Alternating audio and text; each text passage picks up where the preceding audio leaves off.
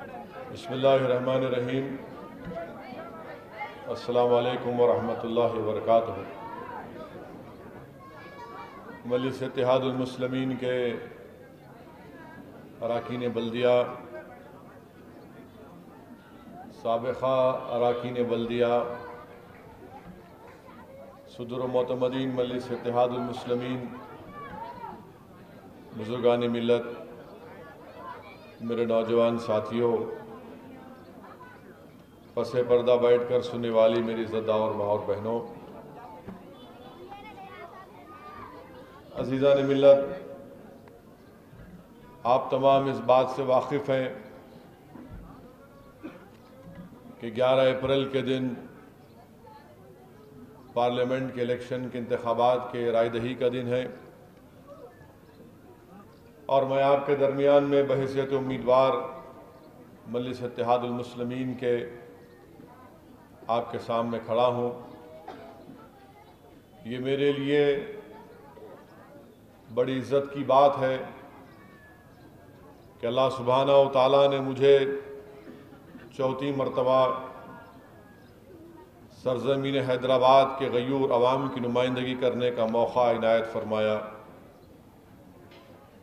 ہر سیاسی جماعت کا امیدوار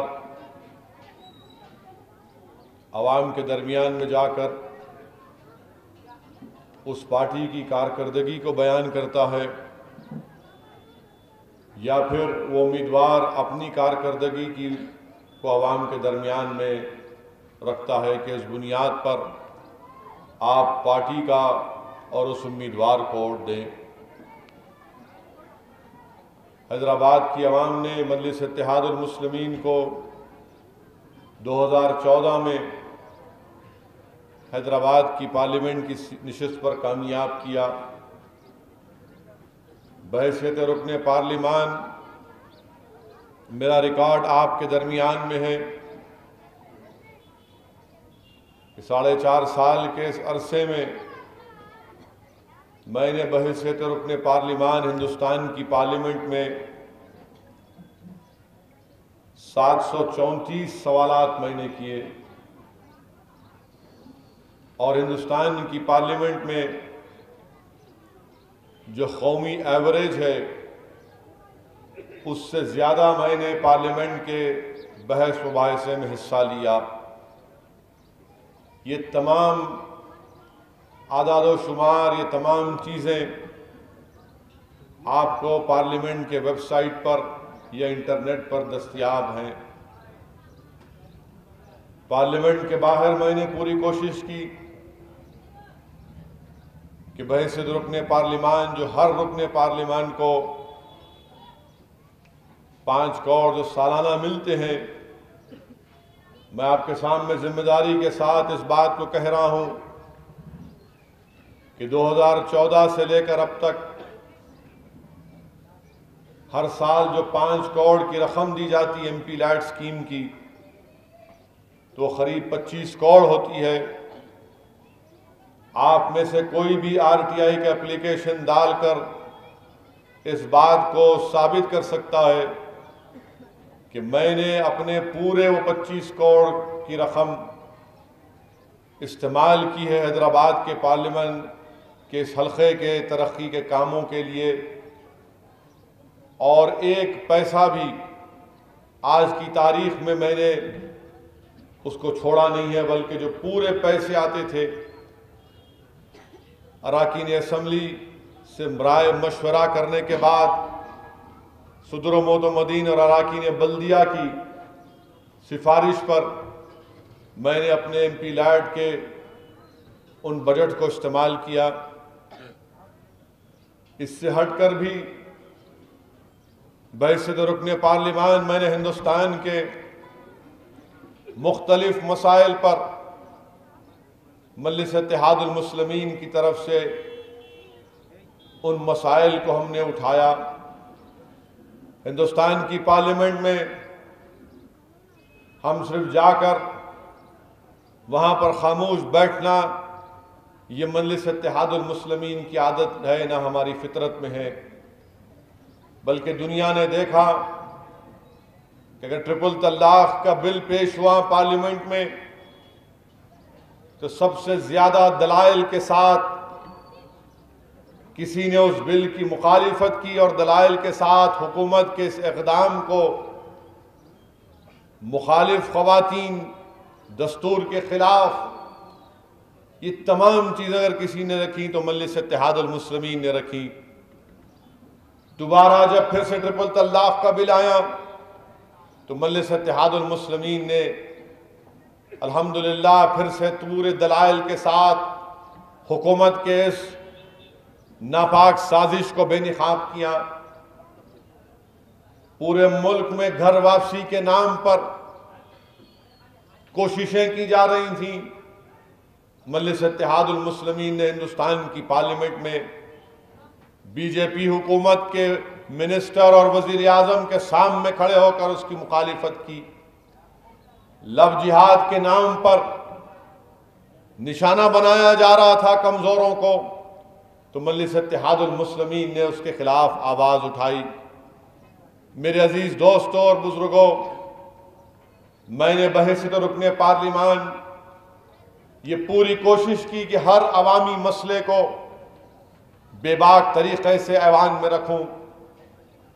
میری ہمیشہ کوشش یہی رہی کہ صرف مسلمانوں کے مسائل اٹھا کر میں اپنے آپ کو اطمینان کی سانس نہ لے لوں، بلکہ میں نے اقلیتوں کے ساتھ ساتھ دلتوں کے مسائل کو اٹھایا۔ دلتوں کے ظلم کے خلاف اور دلتوں کے انصاف کے خلاف مجلس اتحاد المسلمین نے آواز اٹھائی۔ جب سپریم کورٹ نے دلتوں اور آدیواسیوں کا جو SC/ST پروٹیکشن قانون کے خلاف ججمنٹ دیا، مجلس اتحاد المسلمین نے اس ججمنٹ کے خلاف پارلیمنٹ میں دلائل کے ساتھ اپنی بات کو رکھا۔ ہر وہ مسئلہ جو عوام سے جس کا تعلق تھا، مجلس اتحاد المسلمین نے ان مسائل کو اٹھایا، اور ہندوستان کی پارلیمنٹ کے ریکارڈ میری اس آج کی اس تقریر کے ایک ایک الفاظ کی تائید اور حمایت کریں گے۔ میرے عزیز دوستوں اور بزرگوں، مجلس کے مخالفین یہ کہتے ہیں کہ ایک رکن پارلیمان جیت کر جائے گا تو کیا ہوگا۔ آپ اندازہ لگائیے کہ ہندوستان کی پارلیمنٹ میں 280 سیٹ پر بی جے پی کامیاب ہوتی ہے، NDA کی حکومت بنتی ہے، 300 سے زائد ان کے پاس اراکین پارلیمان ان کا ساتھ ہے۔ کس نے ہندوستان کی پارلیمنٹ میں کھڑے ہو کر ٹرپل طلاق پر بے باک طریقے سے بیان کیا؟ کس نے ہندوستان کی پارلیمنٹ میں کھڑے ہو کر لشکر طیبہ کے اس دہشت گرد حافظ سعید کے خلاف آواز اٹھائی؟ وہ مجلس اتحاد المسلمین تھی۔ اسی لیے بہت ضروری ہے کہ ہماری ایک آواز ہندوستان کی پارلیمنٹ میں رہے۔ ہمارے اتحاد کی نشانی ہے حیدرآباد کی پارلیمنٹ کی سیٹ۔ مخالفین مجلس اتحاد المسلمین کے پاس اب کوئی بات نہیں رہی۔ ترقیاتی کام الحمدللہ متعلقہ رکن اسمبلی اکبر الدین اویسی کے نمائندگی پر ہو رہے ہیں۔ مجھے اس بات کا اقرار بھی کرنا ہے کہ اور بھی کام کرنا باقی ہے، انشاءاللہ ان کاموں کو کروایا جائے گا۔ ایک حیدرآباد کی پارلیمنٹ کی سیٹ مخالفین مجلس اتحاد المسلمین کی آنکھوں میں ایک ناسور بن چکا۔ ہر جگہ پر لوگ یہ کہتے ہیں کہ کیسے جیت کر آتا ہے، مجلس کو روکا جائے، یہ فرقہ پرست ہیں، یہ فلاں ہیں، یہ بھڑکاؤ بھاشن دیتے ہیں، یہ لوگوں میں نفرت پیدا کرتے ہیں۔ اور جب یہ صحافی دلی میں مجھ سے ملتے ہیں، میں ان کو دعوت دیتا ہوں کہ آئیے، آ کر حیدرآباد میں ہمارے کام کو دیکھیے، اس کے بعد آپ ہمارے تعلق سے اپنی رائے کو قائم کریے۔ میرے عزیز دوستوں اور بزرگوں، حیدرآباد کی پارلیمنٹ کی سیٹ صرف مجلس اتحاد المسلمین کی سیٹ نہیں ہے۔ حیدرآباد کی پارلیمنٹ کی سیٹ صرف ہمارے اتحاد کی نشانی نہیں ہے۔ حیدرآباد کی پارلیمنٹ کی سیٹ ہمارے مرکز سیاسی کی جیتا جاگتا ثبوت بھی ہے۔ بلکہ یہ ان لوگوں کے لیے پیغام ہے جو مجلس اتحاد المسلمین کے اگر مرکز سیاسی کے پیغام کو اور اس بات کو سمجھیں گے تو ہماری تعداد میں، ہماری نمائندگیوں میں اضافہ ہوگا۔ حیدرآباد کی پارلیمنٹ کی سیٹ صرف مسلمانوں کی ایک بے باک آواز نہیں ہے، بلکہ دلتوں کی بھی ایک بے باک آواز ہے۔ یہ ہندوستان کے ہر اس کمزور اور اس مظلوم کی ایک بے باک آواز ہے۔ حیدرآباد کی پارلیمنٹ کی سیٹ صرف حیدرآباد کے رائے دہندوں کی حفاظت کا نام نہیں ہے، بلکہ حیدرآباد کی پارلیمنٹ کی سیٹ سنگھ پریوار کے ناپاک عزائم کو روکنے کا نام ہے۔ حیدرآباد کی پارلیمنٹ کی سیٹ صرف اسد الدین اویسی کی آواز نہیں ہے، بلکہ ہندوستان کے ان مظلوم 30 کروڑ عوام کی آواز ہے جو نریندر مودی کے فاشسٹ آئیڈیالوجی کے خلاف ایک طاقت بن کر اور دلائل کے ساتھ ان کے ان عزائم کو بے نقاب کرنے والی جماعت مجلس اتحاد المسلمین ہے۔ تو اسی لیے آج ہندوستان کی تمام عوام، چاہے وہ اقلیتیں ہوں، دلت ہوں، آدیواسی ہوں، جو ہندوستان کے اس کمپوزٹ کلچر پر یقین کرنے والے ہیں، وہ تمام یہ چاہتے ہیں کہ حیدرآباد کی پارلیمنٹ کی سیٹ پر دوبارہ مجلس اتحاد المسلمین کی کامیابی ہو۔ میرے عزیز دوستوں اور بزرگوں، 4.5 سال 2014 سے لے کر اب تک یقیناً ہمارے ملک میں پورا شوب دور گزرا ہے۔ آئے دن ہم پر، ہندوستان کے کانسٹیٹیوشن پر، ہندوستان کی آئین پر حملے ہوئے، اور صحیح کہا کسی نے کہ اگر موب لنچنگ کے نام پر اقلیتوں کو، دلتوں کو مارا جاتا ہے تو سپریم کورٹ کے جج نے کہا کہ تم ان انسانوں پر نہیں بلکہ تم ہندوستان کے آئین پر حملہ کر رہے ہو۔ 4.5 سال کا یہ دور مودی حکومت کا ہندوستان کے سنویدھان پر حملہ رہا، ہندوستان کے آئین پر حملہ رہا۔ ایسی حکومت جس کے پاس 280 MP ہیں، اس کے باوجود بھی ہندوستان کے وزیر اعظم نے اتر پردیش کے الیکشن میں وزارت عظمیٰ کے ایک عظیم عہدے پر فائز رہتے ہوئے بھی انہوں نے قبرستان اور شمشان کی زبان کا استعمال کیا۔ ہندوستان کے وزیر اعظم اور ان کی پارٹی جب سے اقتدار میں آئیں، ان کے ہم نوا جو تمام تنظیمیں ہیں، انہوں نے گائے کے نام پر ہم کو نشانہ بنایا، ہندوستانیوں کو نشانہ بنایا، گھر واپسی کے نام پر مارا پیٹا گیا، اور آج آپ دیکھتے ہیں کہ اس سے خطرہ کس کو پہنچ رہا ہے؟ اس سے خطرہ ہندوستان کی جمہوریت کے ان اداروں کو۔ جمہوریت زندہ کیسے رہتی ہے؟ جب وہ جمہوریت کے ادارے زندہ رہیں گے۔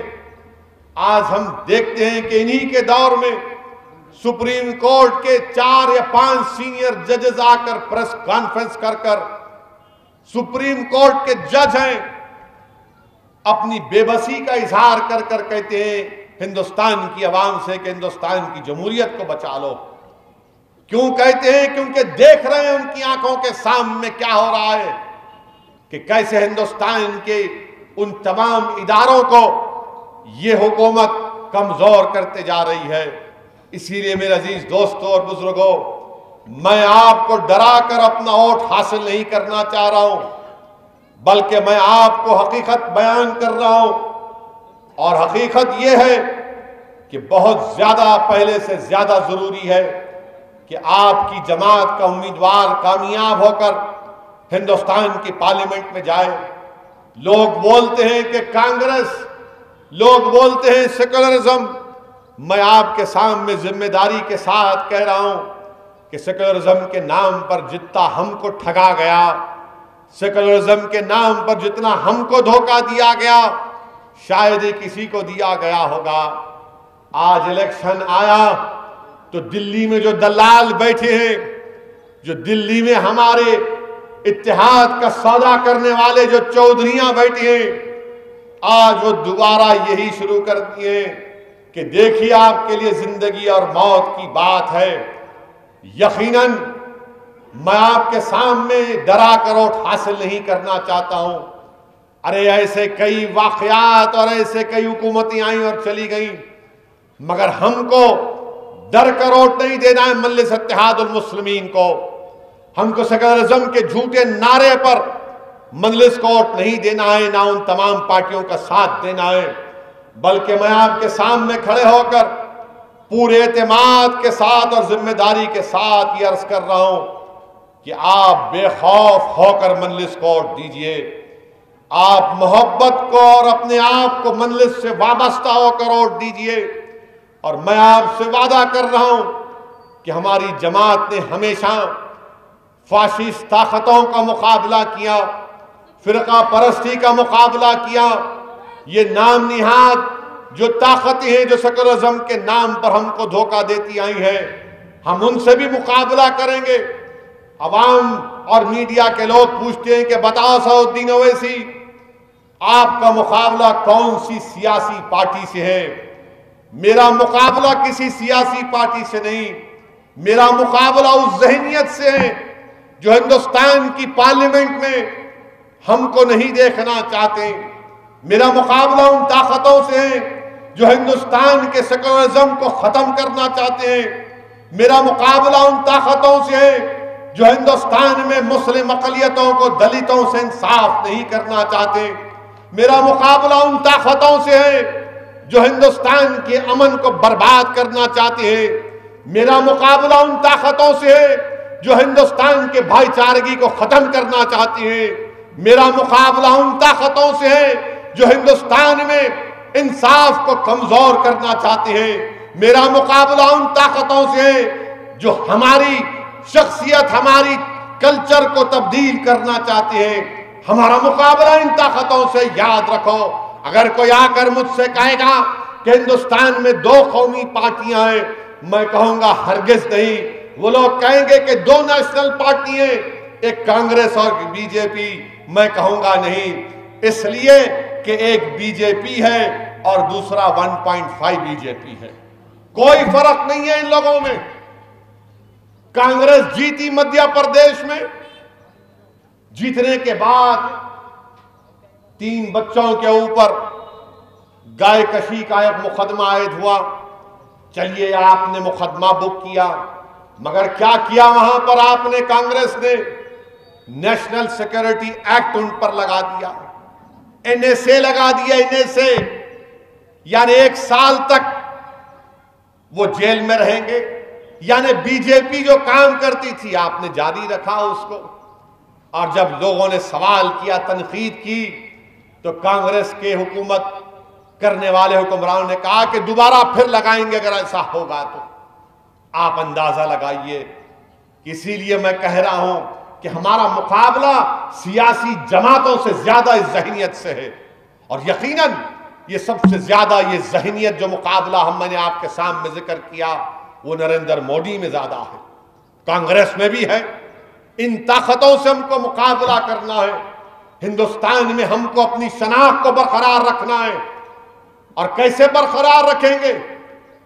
صرف نعرے تکبیر کے نعروں سے رکھ دیں گے، یا آنکھ سے آنسو بہا کر، یا ڈر کر اپنے گھر کے دروازوں کو بند کر کے، یا پھر مصلحت کے نام پر بزدلی کو اختیار کریں گے؟ نہیں میرے بھائی، ہم کو جمہوریت کو استعمال کرنا ہے. اور جمہوریت آپ کو اس بات کی اجازت دیتی ہے کہ آپ اپنے ووٹ کی طاقت کے اوپر اپنے نمائندوں کو کامیاب کریں. اور کامیاب کرنے کے بعد اس نمائندے کا کام یہ ہوتا ہے کہ وہ عوام کے مسائل کی ترجمانی کرتے رہے، ہندوستان کے اس کمپوزٹ کلچر کو مضبوط کرے. یہ ان تمام فرقہ پرست طاقتوں سے بے باکی کے ساتھ مقابلہ کریں. میرے عزیز دوستوں اور بزرگوں، آج ہم دیکھتے ہیں کہ ہندوستان کے وزیر اعظم اب ایک نیا اپنے آپ کو خطاب دیے ہیں. ہم تو سمجھ رہے تھے کہ ملک آزاد ہونے کے بعد جنگ دالاؤں کی حکومت ختم ہو گئی، اب کوئی اپنے آپ کو خطاب یا القابات سے نہیں نواز سکتا. مگر ہم کو نہیں معلوم تھا کہ 70 سال کے بعد ہندوستان کے وزیر اعظم اپنے آپ کو وزیر اعظم نہیں بلکہ چوکیدار پکاریں گے. اب وہ اپنے آپ کو چوکیدار کہہ رہے ہیں. 2014 کا جب الیکشن ہو رہا تھا تو عوام کے سامنے آ کر کہا کہ میں چائے والا ہوں، مجھے کوئی اعتراض نہیں ہے چائے والے سے، اس میں کوئی خراب بات نہیں ہے. پھر کہا کہ میں ماں گنگا کا بیٹا ہوں. ٹھیک ہے، آپ کا عقیدہ ہے، پھر کہا کہ میں فقیر ہوں. میں نے کہا تم نظر تو نہیں آتے. ہم نے کہا ٹھیک ہے آپ فقیر ہیں. پھر کہا کہ میرا کیا ہے, میرے پاس کچھ نہیں ہے. ہم نے کہا 15 لاکھ کا تو سوٹ پہنے تم. اب کہہ رہے ہیں کہ میں چوکیدار ہوں. ارے بھائی آپ کیا ہیں؟ یہ سب ہیں آپ ہیں. آپ وزیر اعظم ہے یا نہیں ہے بتا دو ہم کو. وزیر اعظم بھی ہے نہیں ہے آپ اندازہ لگائیے. آج کہتے ہیں چوکیدار ہیں, اور گجرات میں تقریر کی آج سے 10-12 دن پہلے, اور تقریر میں ہندوستان کے وزیر اعظم جو دوبارہ وزیر اعظم بننے کا خواب دیکھ رہے ہیں, کہا کہ ہم گھر میں گھس کے ماریں گے, ہم گھر میں گھس کے ماریں گے. ان کا اشارہ تھا ہمارے پڑوسی ملک کی طرف. ہم کو اس سے بھی اعتراض نہیں ہے, مگر ہم وزیر اعظم سے پوچھنا چاہتے ہیں کیا آپ نے ٹویٹر کے اوپر آپ کے لاکھوں آپ کو لوگ آپ کو فالو کرتے ہیں, کیا آپ نے وزیر اعظم وہ بچی سمیرہ کی چیخ کی آواز سنی, اس کا ویڈیو دیکھا آپ نے, جو آپ کے گھر سے 7 RCR سے آدھے گھنٹے میں پہنچ جاتے گرگاؤں بونسی گاؤں میں. وہ سمیرہ بچی ایک چھت پر کھڑے ہو کر, اور دروازہ ہے جس پر 5 لوگ دروازے کو بند کر رہے ہیں, روک رہے ہیں کہ کوئی گھس کر نہ آ جائے, اور بچی پکار کر کہہ رہی ہے کہ ابا پہ حملہ ہو رہا, ابا کو مار رہے, ابا کو مار رہے, امی کو مار رہے, گھر میں گھس گئے. اور ویڈیو میں آواز آ رہی ہے ایک لاچار اور بے بس باپ نیچے بیٹھ کر اپنی بچی کی آوازیں تو سن رہا ہے, مگر چیخ مار رہا ہے, لٹھوں سے اس کو پیٹا جا رہا ہے. ہندوستان کے وزیر اعظم جو چوکیدار اپنے آپ کو کہتے, آپ کے ناک کے نیچے, آپ کے گھر سے آدھے گھنٹے کے فاصلے کے اوپر یہ واقعہ ہو رہا ہے. گھر میں گھسنے کی تو بات آپ نے کی, اور یہ ظالم لوگ گھر میں گھس کر ایک بچی سمیرہ پکار رہی ہے اور اس کے باپ کو مار رہے ہیں, مار کر اس کی پیر کی ہڈی کو توڑ دیا. اور کیا کہہ رہے ہیں مارنے والے؟ بھاگ پاکستان کو, بھاگ پاکستان کو, بھگاؤ ملاؤں کو. ارے ظالموں, تم شیطان کی صحیح اولاد ہو جو جا کر گھر میں گھس کر مار رہے تھے. اللہ کی لعنت تم پر, اللہ تم کو برباد کر دے. تم ایک بے بس کے گھر میں گھس کے مار رہے, اللہ تمہارے ہاتھوں کو کمزور کر دے. تمہارے ہاتھوں میں جو لٹیں اللہ اس سے ہی تم کو انشاءاللہ تعالی انصاف ہوگا. کیا کہہ رہے ہیں کہ بھاگ پاکستان کو. 70 سال ہو گئے ہندوستان کو آزاد ہو کر. ہم نے محمد علی جناح کے 2 نیشن تھیوری کو ریجیکٹ کیا, مسترد کیا, ٹھکرایا. ہم نے کہا نہیں جائیں گے پاکستان کو, ہندوستان ہمارا وطن ہے, یہ خواجہ اجمیری کی سرزمین ہم یہاں پر رہیں گے, یہ بابا شرف الدین کی سرزمین ہم یہاں پر رہیں گے. ہمارے بزرگوں کی لاشیں قبرستانوں میں, ان کی ہڈیاں ہم نہیں جائیں گے. ہم نے ہندوستان کو اپنا وطن مانا, اور 70 سال کے بعد بھاگ پاکستان. ہندوستان کے وزیر اعظم بولو, آپ بتاؤ, آپ یہ زبان کس لیے استعمال ہو رہی ہے؟ کیا آپ کی موجودگی سے ان کو طاقت مل رہی ہے؟ کیا آپ کے وزیر اعظم رہنے سے ان کو طاقت مل رہی ہے؟ کیا آپ کے وزیر اعظم, آپ کی حکومت رہنے کی وجہ سے ان کی اتنی ہمت بڑھ گئی کہ گھر میں گھس کر ایک بے بس بچی پکار رہی ہے کہ ابا کو مار رہے ہیں, اور مارنے والے کہہ رہے ہیں پاکستان کو بھاگ؟ کیا وزیر اعظم آپ کو معلوم کہ جب اس بچی کے باپ کو مارا جا رہا تھا تو اس گھر کے اوپر جھنڈا کس کا لگا ہوا تھا؟ پاکستان کا نہیں تھا, ہندوستان کا جھنڈا لہرا رہا تھا. یہ ظالم دیکھتے بھی ہیں کہ جھنڈا ترنگا لہرا رہا ہے, جس کو ہر ہندوستانی دیکھ کر فخر محسوس کرتا ہے. گھر کے اوپر ترنگا لہرا رہا ہے, اور یہ ظالم ڈنڈوں سے مار کر کہہ رہے ہیں بھاگ پاکستان. واہ ہندوستان کے وزیر اعظم, کیا چوکیدار ہیں آپ, کہ آپ کے گھر سے 40 منٹ کے فاصلے پر یہ واقعہ ہوتا ہے. اور آپ ایک لفظ نہیں بولتے. گڑگاؤں ہریانہ میں سرکار بی جے پی کی. اور آج بھی میں ایک نیوز رپورٹ پڑھ رہا تھا جس میں کرکٹ میچ کے اوپر جھگڑا ہوا. کرکٹ میچ کے اوپر تو جب مارنے آئے تو بچہ جو ہے ایک پڑوسی کے پاس جا کر کہا کہ مجھے ذرا ہولی کا رنگ دے دو، میں چہرے پہ لگا لوں گا، وہ لوگ میرے کو نہیں پہچانیں گے. تو پڑوسی نے کہا بھاگ یہاں سے. وہ بچہ گھر پر چڑھ گیا تو ڈھکیل دیا اس کو نیچے. کہاں گئی ہمارے ملک میں محبت؟ کہاں گئی وہ تمام باتیں، رواداری، وہ عزت؟ کیا ہو گیا ہمارے ملک کو؟ کیا نظر لگ گئی؟ بتائیے آپ میرے عزیز دوستوں بزرگوں. دلی دارالحکومت ہے، کیپٹل آف انڈیا ہے، بھارت کا کیپٹل ہے. وزیر اعظم کے گھر سے 40 منٹ پر یہ واقعہ ہوتا ہے اور لوگ بولتے کہ اسد الدین اویسی فرقہ پرستی کا فروغ دے رہا ہے. کیا میں جا کر جلسہ کیا تھا وہاں پر؟ کیا میں جا کر بھڑکاؤ بھاشن دیا تھا میں؟ میرے بھائی دیکھو ویڈیو، وہ اس بچی کی آواز، اس کی تڑپ اور بے بسی کو دیکھو.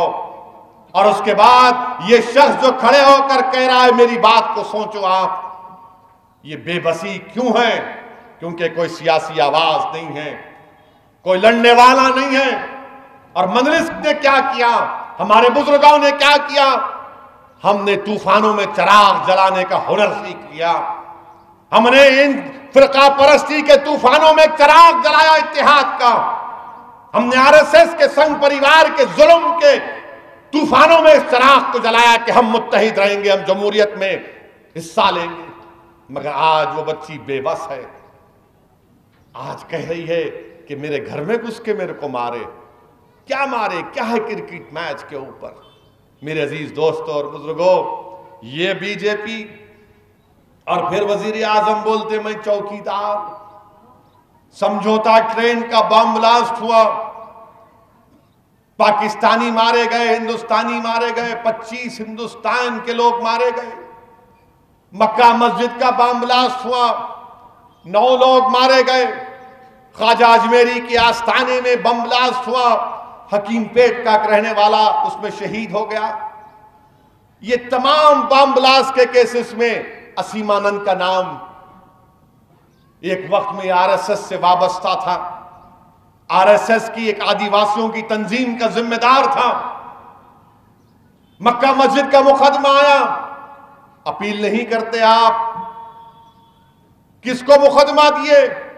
اس شخص کو وکیل بنائے جس نے زندگی میں اپنا کوئی کرمنل کیس نہیں لڑا. این آئی اے نے اس کو وکیل بنایا.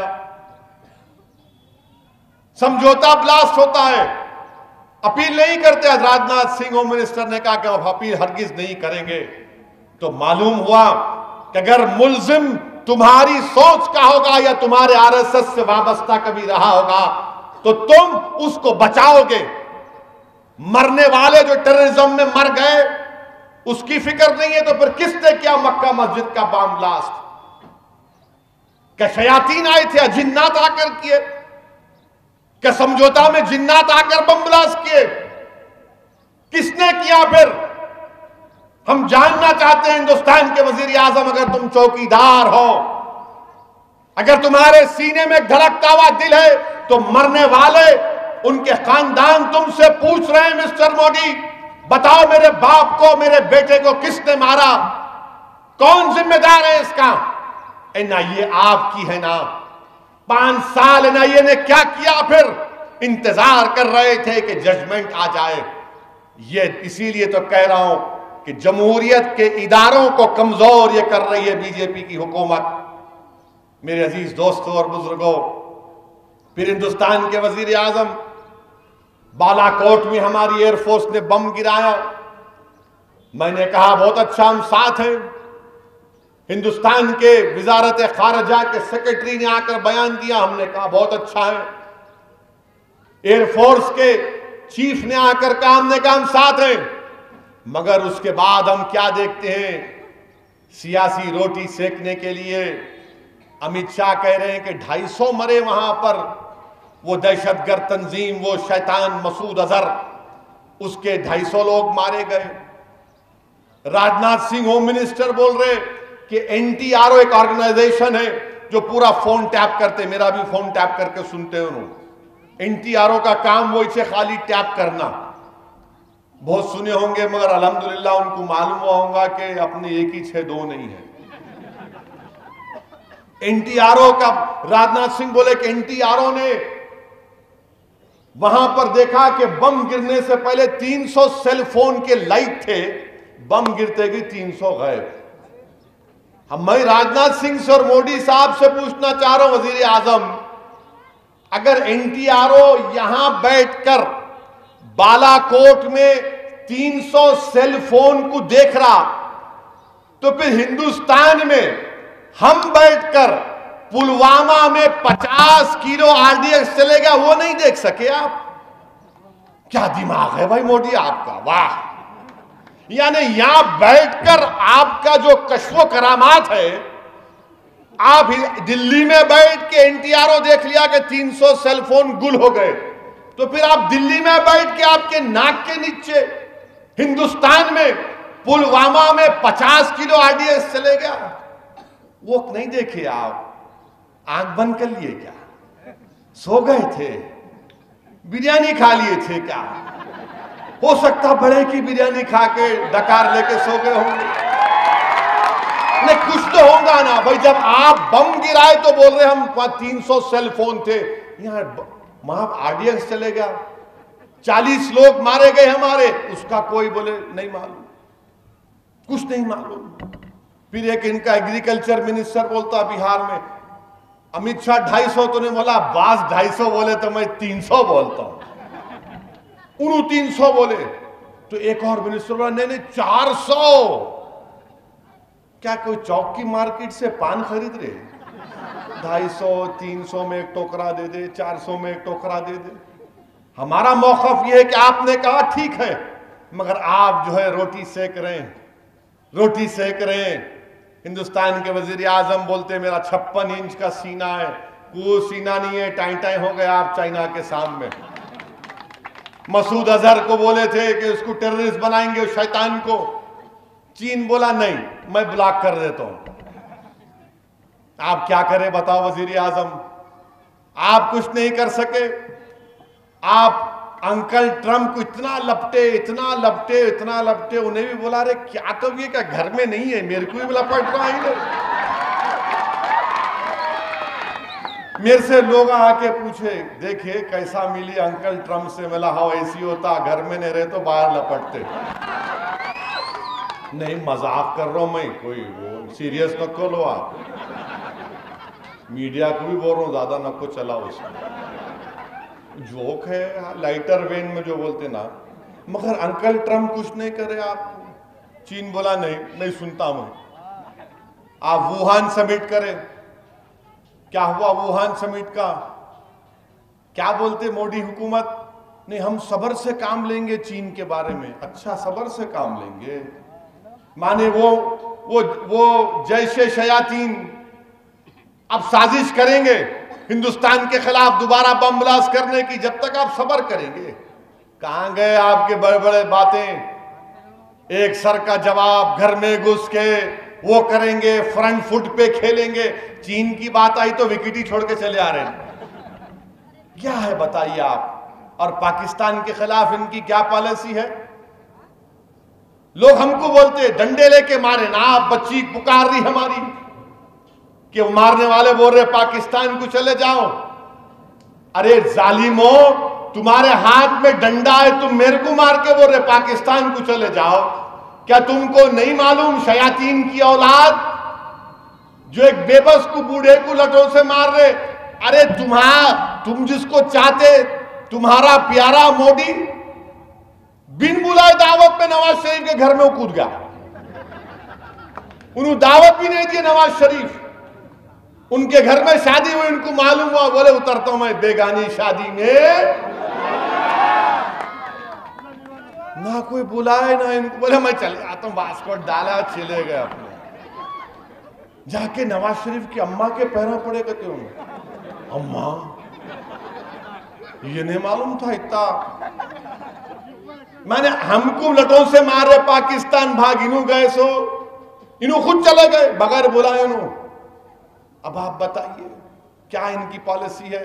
ارے کیا پالیسی؟ اچھا کل پاکستان کا قومی دن تھا، ہمارا تو 26 جنوری، کل پاکستان کا قومی دن تھا تو پاکستان کے سفیر نے مختلف لوگوں کو دعوت دی تو لوگ جا رہے تو موڈی کیا کرے ایک آدمی کو رکھے وہاں پہ. اچھا آپ کا نام یہ ہے؟ اچھا آپ کو معلوم ہندوستان کی حکومت پاکستان کا بائیکاٹ کر رہی ہے، آپ بھی نہیں گئے تو اچھا ہے، اپنے ضمیر پر فیصلہ کرو. آپ بعض لوگ بولے ارے بھائی صحیح ہے انہوں پلوامہ میں ایسا انہوں کرے ہم چلے جائیں گے. بعض لوگ چلے گئے مگر 2 گھنٹے کے اندر ایک نیا انکشاف ہوا. عمران خان بول رہے کہ موڈی میرے کو مبارکباد دے رہے. کیا سیاست ہے پاشا آپ کی؟ ارے یہ تو کوئی دیڑھ اشاری بھی نہیں بولنا ہے اس کو. ایک طرف آپ روک رہے لوگوں کو، دوسری طرف اس کو مبارکباد دے رہے. آپ کو میں مبارکباد دے رہا ہوں. ارے کچھ تو ٹھہراؤ رکھو. یہ تھالی میں کا بیگن ادھر گر رہا ادھر گر رہا ادھر گر رہا ادھر گر رہا. ارے ایک پالیسی رکھنا. نہیں بولے تو نہیں کچھ بھی نہیں. موڈی صاحب ہمارے سے کو حیدرآباد میں بولتے ہم ایک کی پیٹ پکڑ لیتے ہم لوگ. پکڑے تو چھوڑتے نہیں، اس کے ساتھ آپ کی پکڑ لی اب چھوڑ رہے نہیں. آپ دیکھیں تو ایک طرف مبارکباد دے رہے، دوسری طرف آپ بول رہے مت جاؤ وہاں ایک آدمی کھڑا کر کے. کیا ہے بھائی یہ ملک کو چلانے کا طریقہ ہے؟ یہ خارجہ پالیسی آپ کی ہے؟ میرے بھائی ہر محاذ پر حکومت ناکام. کون سی بات آپ کے سامنے رکھوں؟ 500 کی 1000 کی نوٹ غائب کرے، سب سے زیادہ نقصان ہندوستان کے غریبوں کو پہنچا. سب سے زیادہ نقصان وہ جو کیش پر کاروبار کرنے والے لوگ تھے برباد ہو گئے 6-8 مہینے تک. جی ایس ٹی کا اطلاق غلط ہوا، جی ایس ٹی کے نام پر لوگ پریشان. ہر محاذ پر حکومت ناکام. اور بولتے میں نوکری دیا. کاہے کی نوکری دیے بھائی؟ آپ تو نوکری ان لوگوں کو دیے کہ جاؤ گائے کے نام پر مارو اور کہو کہ پاکستان بھاگ جاؤ. میرے عزیز دوستوں اور بزرگوں، یہ حکومت ہر محاذ پر ناکام. اب رہا سوال کانگریس کا. کیا ہے کانگریس؟ سب گھر چھوڑ کے بھاگ رہے. کوئی نہیں رہنا چاہ رہا کانگریس کا. ان کا گھر خالی ہو گیا پورا. ہر آدمی کوئی نہ کوئی فون کرتا میرے کو، اسد صاحب کب ملنے آؤں؟ میں کہا کیوں بھائی صاحب کس خوشی میں؟ نہیں آپ سے ملے تو معلوم ہوتا، ذرا رستہ ملتا. کہتے انٹری کا KCR کے پاس. میں نے کہا میرے گھر کو آئے تو ملتا. ملا آؤ اپنا راستہ صراط مستقیم کا اعتبار کو لے کے جاتا ہوں میں. بولے نہیں رکھا بانا ذرا بولو. ملا کیوں؟ اب ختم ہی ان کے پاس اب کچھ بھی نہیں ہے. ٹائم ہو گئے پورے انہوں. ملا کیا نہیں ارے کانگریس کا کچھ بھی نہیں ہے. اب خالی اب آئیں گے الیکشن. جیسا الیکشن آتا ماشاءاللہ آٹو کا میٹر ڈال لیتے مخالفین مجلس. بس ان کو الیکشن آئے تو لگتا بھائی چلو اپنا ایک 15 دن کا 1 مہینے کا انتظام ہو گیا، پیسے مل جائیں گے. بہرحال میرے عزیز دوستوں اور بزرگوں، حیدرآباد کی پارلیمنٹ کی سیٹ آپ کی ہے، آپ کی آواز ہے، آپ کی پہچان ہے. ہمارے بزرگوں کی محنت اور قربانیوں کی پہچان ہے. جنہوں نے محنتیں کی، قربانیاں دیں، جیل کی صحبتوں کو برداشت کیا. اسی لیے میں آپ سے عرض کر رہا ہوں کہ پولنگ پرسنٹیج بڑھاؤ. پولنگ پرسنٹیج بابا نگر میں کیوں 45% ہوتا بھائی؟ کیا یہ ہمارے لیے اچھی بات ہے کہ ہمارا پولنگ پرسنٹیج 80% ہونا چاہیے؟